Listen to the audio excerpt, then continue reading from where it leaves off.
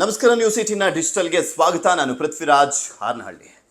T20 world cup final ಹಂತದಲ್ಲಿದ್ದೀವಿ. ಅಂದರೆ final ಮ್ಯಾಚ್ಗೋಸ್ಕರ ಇಡೀ ವಿಶ್ವದ ಕ್ರಿಕೆಟ್ ಅಭಿಮಾನಿಗಳು ಕಾತರದಿಂದ ಕಾಯ್ತಾ ಇದ್ದಾರೆ.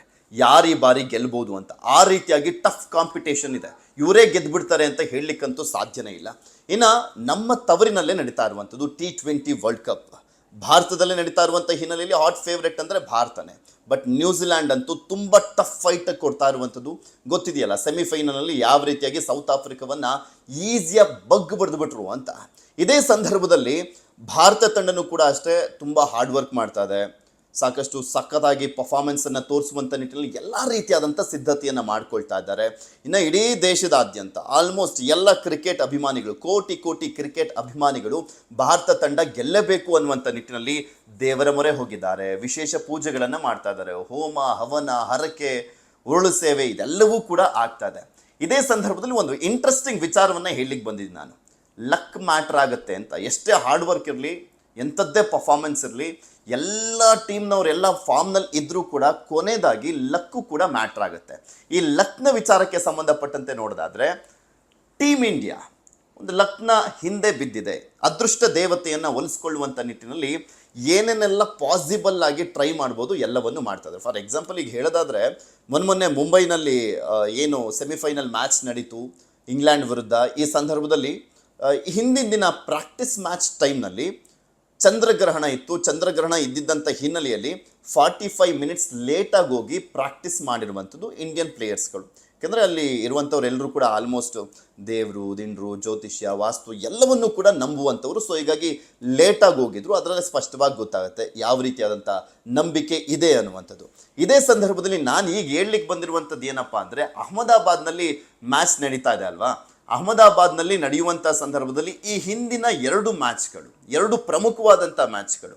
ಒಂದು 2023ರ ವರ್ಲ್ಡ್ ಕಪ್, ಏಕದಿನ ವರ್ಲ್ಡ್ ಕಪ್ಪಲ್ಲಿ ಭಾರತ ಸೋತು ಬಿಡ್ತು. ರೋಹಿತ್ ಶರ್ಮಾ ಅವರ ನೇತೃತ್ವದಲ್ಲಿ ಕಂಟಿನ್ಯೂಸ್ಲಿ 10 ಮ್ಯಾಚ್ ಗೆದ್ದರೂ ಕೂಡ ಫೈನಲ್ನಲ್ಲಿ ನಾವು ಆಸ್ಟ್ರೇಲಿಯಾ ವಿರುದ್ಧ ಸೋಲುವಂಥ ಪರಿಸ್ಥಿತಿ ಎದುರಾಗ್ಬಿಡ್ತು. ಎಲ್ಲರೂ ಅತ್ಯದ್ಭುತ ಫಾರ್ಮಲ್ಲಿ ಇದ್ರೂ ಕೂಡ ಭಾರತ ತಂಡ ತವರಿನಲ್ಲೇ ಸೋಲುವ ಮುಖಾಂತರ ಮುಖಭಂಗವನ್ನು ಅನುಭವಿಸ್ತು ಒನ್ ಡೇ ಇಂಟರ್ನ್ಯಾಷನಲ್ ವರ್ಲ್ಡ್ ಕಪ್ನಲ್ಲಿ 2023ರಲ್ಲಿ. ಅದೇ ರೀತಿಯಾಗಿ ಮೊನ್ನೆ ಸೌತ್ ಆಫ್ರಿಕಾ ವಿರುದ್ಧ ಕೂಡ ಸೂಪರ್ 8 ಸಂದರ್ಭದಲ್ಲಿ ನಾವು ಸೌತ್ ಆಫ್ರಿಕಾ ವಿರುದ್ಧ ಹೀನಾಯವಾಗಿ ಸೋಲ್ಬೇಕಾಯ್ತು.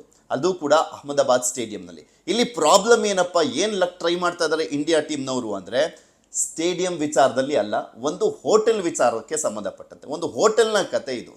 ಏನಪ್ಪ ಹೋಟೆಲ್ ಕತೆ ಅಂದರೆ 2023ರ ವರ್ಲ್ಡ್ ಕಪ್ ಫೈನಲ್ ಮ್ಯಾಚ್ನ ಸಂದರ್ಭದಲ್ಲೂ ಕೂಡ ಇದ್ದಿದ್ದಂಥ ಹೋಟೆಲ್ಲು, ಮತ್ತು ಸೌತ್ ಆಫ್ರಿಕಾ ವಿರುದ್ಧ ನಾವೀಗ ಮೊನ್ನೆ ಸೋತಿದ್ದಂಥ ಸಂದರ್ಭದಲ್ಲೂ ಕೂಡ ಇದ್ದಿದ್ದಂಥ ಹೋಟೆಲ್ಲು ಒಂದೇ ಆಗಿತ್ತು. ಆ ಹೋಟೆಲ್ನ ಬದಲಾವಣೆ ಮಾಡಿದ್ದಾರೆ. ಹೋಟೆಲ್ನೇ ಚೇಂಜ್ ಮಾಡಿಬಿಟ್ಟಿದ್ದಾರೆ. ಈಗ ಅಹಮದಾಬಾದ್ಗೆ ಎಲ್ಲ ಪ್ಲೇಯರ್ಸ್ ಹೋಗಿದ್ದಾರೆ, ಬೇರೆ ಹೋಟೆಲ್ನಲ್ಲಿ ಉಳ್ಕೊಂಡಿದ್ದಾರೆ. ಏಕೆಂದರೆ ಆ ಹೋಟೆಲ್ಲು ಒಂಥರ ಬ್ಯಾಡ್ ಲಕ್ ಅನ್ನುವಂಥ ಕಾರಣಕ್ಕೋಸ್ಕರ ಅಲ್ಲಿ ಚೇಂಜ್ ಮಾಡಿದ್ದಾರೆ ಅನ್ನುವಂಥದ್ರ ಬಗ್ಗೆ ಮಾಹಿತಿ ಸಿಗ್ತಾ ಇರುವಂಥದ್ದು.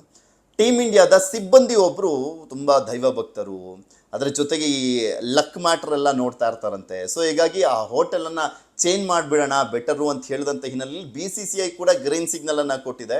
ಸೊ ಹೀಗಾಗಿ ಏನೇನೆಲ್ಲ ಪಾಸಿಬಿಲಿಟೀಸ್ ಇದೆ ಅದೆಲ್ಲದಕ್ಕೂ ಓಕೆ ಅಂತ ಇದ್ದಾರೆ.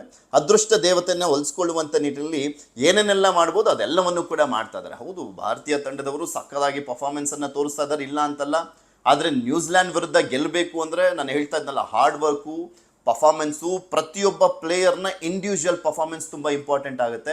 ಅದರ ಜೊತೆಗೆ ಎಲ್ಲೋ ಒಂದು ಕಡೆ ಲಕ್ಕು ಕೂಡ ಮ್ಯಾಟ್ರ್ ಆಗಬೇಕಾಗಿರುವಂಥ ಹಿನ್ನೆಲೆಯಲ್ಲಿ ಸುಮ್ಮನೆ ಯಾಕೆ ಬ್ಯಾಡ್ ಲಕ್ಗಳನ್ನೆಲ್ಲ ಮೈ ಮೇಲೆ ಹಾಕೊಳ್ಳೋದು. ಆ ಹೋಟೆಲ್ದು ಕೂಡ ಒಂದು ರೀಸನ್ ಇರಬಹುದು ಅನ್ನುವಂಥ ನಿಟ್ಟಿನಲ್ಲಿ ಹೋಟೆಲ್ನೇ ಚೇಂಜ್ ಮಾಡಿದ್ದಾರೆ. ಇದು ಸಹಜವಾಗಿ ಕುತೂಹಲ ಕೆಡೆ ಮಾಡಿಕೊಡ್ತಾ ಇರುವಂಥದ್ದು. ಭಾರತ ವರ್ಲ್ಡ್ ಕಪ್ಪನ್ನು ಗೆದ್ದಿದ್ದೆ, ಆದರೆ ಸತತವಾಗಿ 2 ಬಾರಿ ಗೆದ್ದಂಥ ಒಂದು ದಾಖಲೆ ಕೂಡ ಆಗುತ್ತೆ. ಯಾಕಂದರೆ 2024ರಲ್ಲೂ ನಾವೇ ಗೆದ್ದಿದ್ದು, 2026ರ ಸಂದರ್ಭದಲ್ಲೂ ನಾವೇ ಗೆದ್ದಂತಾಗುತ್ತೆ. ಇದೇ ಸಂದರ್ಭದಲ್ಲಿ ಇದೊಂದು ಬ್ಯಾಡ್ ಲಕ್ಕು ಅಂತ ಅಂದ್ಕೊಳ್ಳಾಗ್ತಾ ಇತ್ತಲ್ಲ, ಗೆದ್ದಾಗ ಮೇ ಬಿ ಅದು ಬ್ಯಾಡ್ ಲಕ್ಕೇ ಅಂತ ಅನಿಸುತ್ತೆ. ಮೋಸ್ಟ್ ಪ್ರಾಬಬ್ಲಿ ಆ ಹೋಟೆಲ್ಗೆ ಹೋಗುವಂಥ ಚಾನ್ಸಸ್ಸೇ ಕಡಿಮೆ ಇರ್ಬೋದು. ಕಾದು ನೋಡೋಣ ಏನಾಗುತ್ತೆ ಅಂತ. ಇದರ ಜೊತೆಗೆ ಭಾರತ ತಂಡದಲ್ಲಿ ಅಹಮದಾಬಾದ್ ಪಿಚ್ನಲ್ಲಿ ಸೌತ್ ಆಫ್ರಿಕಾ ವಿರುದ್ಧ ಆಡುವಂಥ ಸಂದರ್ಭದಲ್ಲಿ ಬ್ಲಾಕ್ ಸಾಯಿಲ್ ಪಿಚ್ನಲ್ಲಿ ಆಡಿದ್ದಂಥದ್ದು, ಮುಂಬೈ ವಾಂಖೆಡೆ ಸ್ಟೇಡಿಯಂನಲ್ಲಿ ರೆಡ್ ಸಾಯಿಲ್ ಪಿಚ್ನಲ್ಲಿ ಆಡಿದ್ದಂಥದ್ದು. ಸೊ ಹೀಗಾಗಿ ಸೌತ್ ಆಫ್ರಿಕಾ ವಿರುದ್ಧ ಬ್ಯಾಕ್ ಸಾಯಿಲ್ನಲ್ಲಿ ಆಡಿದಂಥ ಹಿನ್ನೆಲೆಯಲ್ಲಿ ನಾವು ಮುಂಬೈನಲ್ಲಿ ಆಡಿದಾಗ ರೆಡ್ ಸಾಯಿಲ್ನಲ್ಲಿ ಗೆದ್ವಲ್ಲ. ಸೊ ಹೀಗಾಗಿ ಆ ರೆಡ್ ಸಾಯಿಲ್ ಪಿಚ್ಚನ್ನೇ ಯೂಸ್ ಮಾಡುವಂಥ ನಿಟ್ಟಿನಲ್ಲಿ ಕೂಡ ಮುಂದಾಗಿದ್ದಾರೆ ಅನ್ನುವಂಥದ್ರ ಬಗ್ಗೆ ಮಾಹಿತಿ ಸಿಗ್ತಾ ಇದೆ. ನೋಡೋಣ. ಲಕ್ ಕೂಡ ಟ್ರೈ ಮಾಡ್ತಾ ಇದ್ದಾರೆ. ಹಾರ್ಡ್ ವರ್ಕ್ ಪರ್ಫಾರ್ಮೆನ್ಸ್ ಜೊತೆಗೆ ಆ ಲಕ್ ಎಷ್ಟು ಮಟ್ಟಿಗೆ ಆ ಹೋಟೆಲ್ ಚೇಂಜ್ ಮಾಡಿರುವಂಥ ಹಿನ್ನೆಲೆಯಲ್ಲಿ ಎಷ್ಟು ಮಟ್ಟಿಗೆ ಆ ಲಕ್ ಕೈ ಹಿಡಿಯುತ್ತೆ ಭಾರತ ತಂಡಕ್ಕೆ ಅನ್ನುವಂಥದ್ದೇ ಸದ್ಯಕ್ಕಿರುವಂಥ ಕುತೂಹಲ. ಒಟ್ಟಿನಲ್ಲಿ ಇಂಡಿಯಾ ಕಪ್ ಗೆದ್ರೆ ಸಾಕಪ್ಪ, ಏನಾದರೂ ಚೇಂಜ್ ಮಾಡ್ಕೊಳ್ಳಿ. T20 ವರ್ಲ್ಡ್ ಕಪ್ ಗೆದ್ದು ಕೋಟಿ ಕೋಟಿ ಅಭಿಮಾನಿಗಳ ಒಂದು ಕನಸೇನಿದೆ ಅದನ್ನು ನಿಜ ಮಾಡಲಿ, ಹುಸಿ ಮಾಡ್ದಲೇ ಇರಲಿ ಅನ್ನುವಂಥದ್ದೇ ನಮ್ಮ ಆಶಯ. ಧನ್ಯವಾದ. ನಿರ್ಭೀತ, ನಿಷ್ಪಕ್ಷಪಾತ, ವಿಶ್ವಾಸಾರ್ಹ ಸುದ್ದಿಗಳಿಗೆ ಮತ್ತೊಂದು ಹೆಸರಾಗಿರುವಂತ News18 ಕನ್ನಡ ಈಗ ಆಪ್ನಲ್ಲೂ ಲಭ್ಯವಿದೆ. ದಯವಿಟ್ಟು ಇಲ್ಲಿರುವ QR ಕೋಡ್ ಅನ್ನ ಸ್ಕ್ಯಾನ್ ಮಾಡಿಕೊಂಡು ಆಪ್ ಅನ್ನ ಡೌನ್ಲೋಡ್ ಮಾಡೋದಕ್ಕೆ ಮರಿಬೇಡಿ. ನಿಮ್ಮ ಬೆಂಬಲ ಹೀಗೆ ಸದಾ ನಮ್ಮೊಂದಿಗಿರಲಿ. ಧನ್ಯವಾದ.